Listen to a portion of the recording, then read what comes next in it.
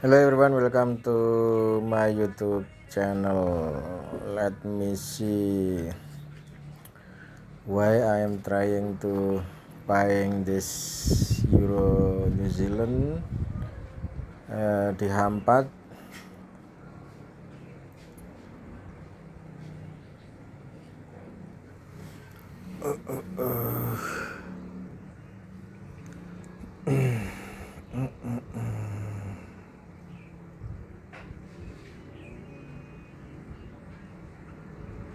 So cara technically di H4 memang posisinya masih di bawah cloud ya.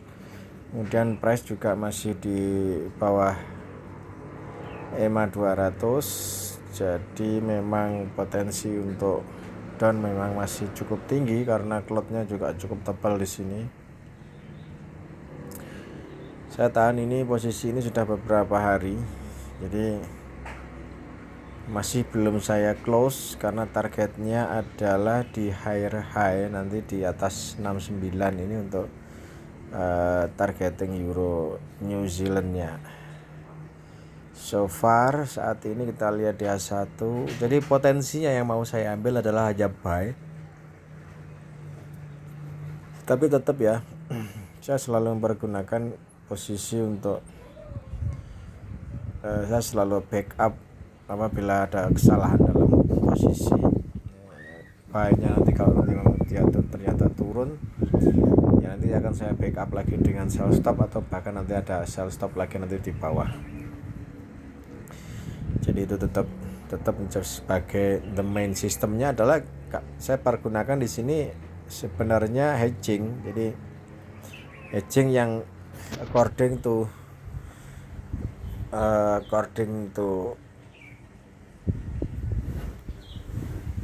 higher time frame, according to Ichimoku.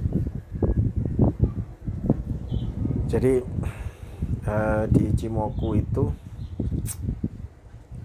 yang saya pakai adalah untuk trennya ada di sini ya. Trennya memang ada di sini. Alasannya juga selain itu ini ada potensi untuk divergen. Nah, ini kenapa saya masih menahan beberapa hari juga posisi buy-nya. Potensi divergen ini nanti akan mengakibatkan ini akan bisa naik minimal adalah 3 swing. Jadi ya syukur-syukur nanti bisa lebih tinggi, bisa di atas posisi yang saat ini di sekitar 1.69. Jadi tetap ya. Kemudian cara open posisinya adalah biasanya yang saya lihat itu H1 ya, dimana di H1 ini kita lihat dulu posisinya berada di area mana, kemudian saya rubah di M30, kemudian saya rubah lagi di M5 ini untuk open. Oke, jadi kalau kita perkecil, kalau nanti ingin open lagi, saya selalu bilang open yang paling pas itu di kisaran ini EMA 200. Ini adalah open yang bisa dibilang kalau menurut saya adalah pas. Jadi expectednya nanti dia naik di atas sini, nanti open lagi buy, nanti bisa naik. Kalau dia setelah saya ada open lagi, ada nambah satu buy stop lagi, buy stop, kemudian nanti akan saya ada cover dengan sell stop lagi.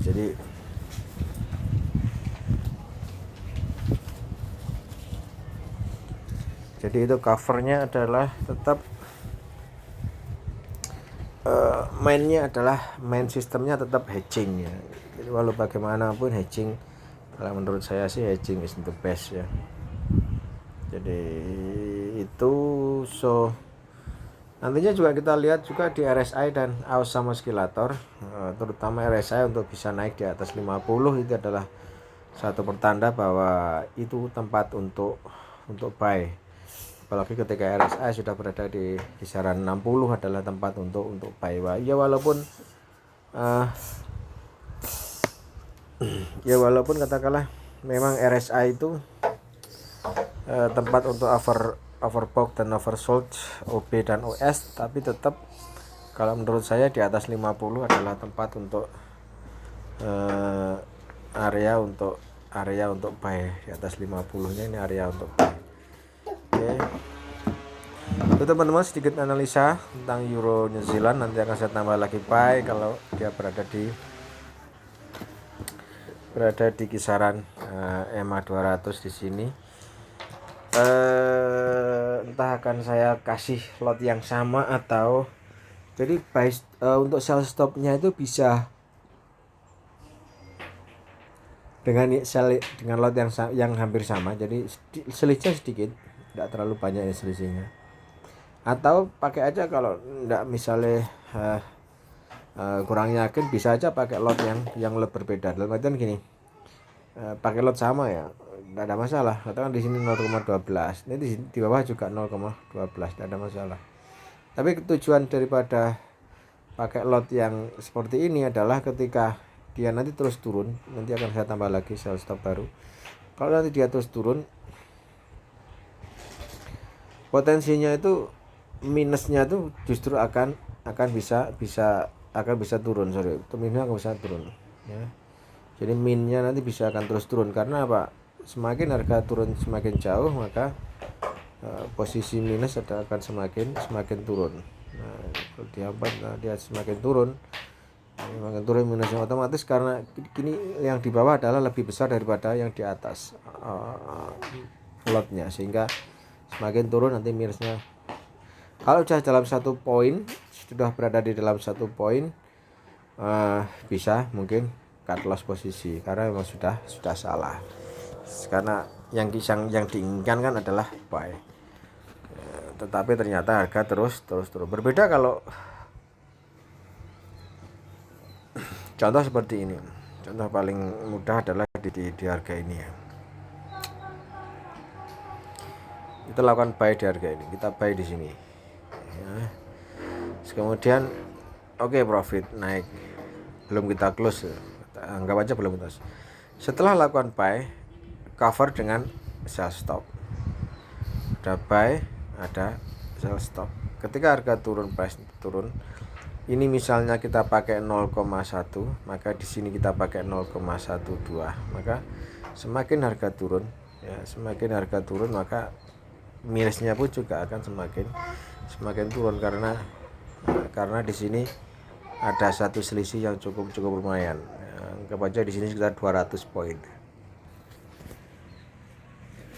Bisa untuk mengurangi minus antara buy dan sell ini. Itu tujuannya kenapa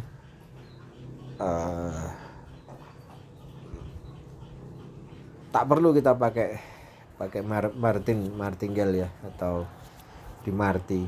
Jadi setelah 0,1, 0,2, 0,4, 0,8, setelah 0,4, 16 ya.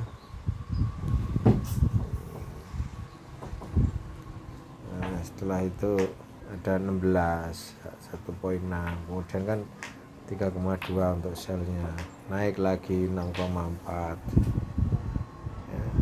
Kemudian di sini terlalu banyak, jadi lotnya yang kita pakai terlalu banyak. Kita tidak perlu menghamburkan lot itu, cukup pakai lot yang cukup pakai, tidak perlu pakai lot yang banyak, cukup pakai lot yang sewajarnya. Itu bisa sampaikan. Semoga bermanfaat. Bye bye.